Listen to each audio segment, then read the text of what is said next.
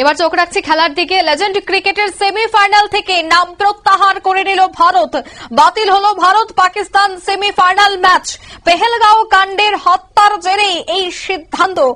ভারতীয়দের বিস্তারিত সে বিষয়ে জানবো। টেলিফোন লাইনে যুক্ত হয়ে গেছে ক্রীড়া সাংবাদিক বিপ্লব চৌধুরী। বিপ্লব দা, বাতিল হয়ে গেছে ভারত পাকিস্তান সেমিফাইনাল ম্যাচ।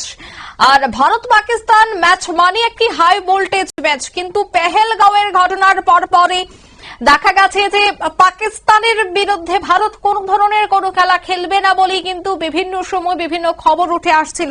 তবে এবার লেজেন্ড ক্রিকেটে প্রকাশ্যে দেখা গেল যে সেমিফাইনালের তালিকা থেকে নিজেই সরে এসেছে ভারত। কি বলবে?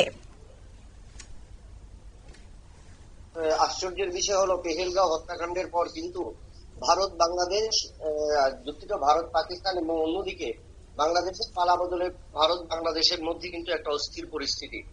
এবং এই পরিস্থিতির কারণে কিন্তু আমরা দেখলাম একাধিক ক্রীড়া ক্ষেত্রে একাধিক বাধা বিপদ, এবং সেক্ষেত্রে এবার কিন্তু সেটা পরিলক্ষিত হল লেজেন্ড ক্রিকেটের সেমিফাইনালে, যে ক্রিকেটের ফাইনালে ভারত এবং পাকিস্তান মোকাবিলা করার কথা।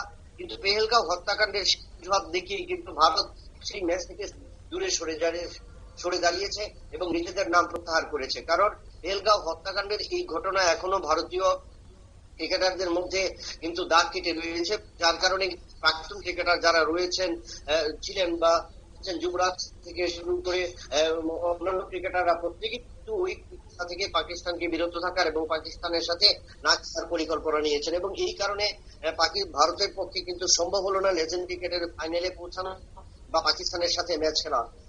এবং এই যে ধারাবাহিকতা বা এই যে প্রক্রিয়া চলছে, তাতে কিন্তু আগামী দিন ক্রিকেট একটা জায়গায় বা দাগ কাটবে, বা এশিয়া কাপ সামনে যে 2027 সালে এশিয়া কাপ হবে, সেখানেও কিন্তু একটা বড় প্রশ্ন চিহ্নের মুখে থাকবে যে আগামী দিনে ভারত পাকিস্তানের ম্যাচ কোন দিকে গড়াবে এবং ভারত এই পাকিস্তানের ক্রিকেটকে নিয়ে কতটা মেঘ কিন্তু কালো হচ্ছে, সেটা কিন্তু বলার বা চিহ্ন বা প্রশ্ন চিহ্নের সামনে কিন্তু অঙ্কিতা। ধন্যবাদ।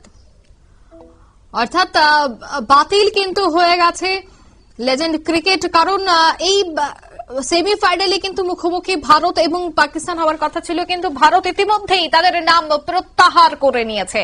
তবে কি আগামী আরো যত ম্যাচ রয়েছে সেখানেও কি ভারত পাকিস্তানের সাথে খেলবে না, এই বিষয়টা নিয়েও কিন্তু একাধিক আশঙ্কা তৈরি হচ্ছে। নিয়ে নিশ্চয় একটি বিজ্ঞাপন বিরতির সঙ্গে থাকুন।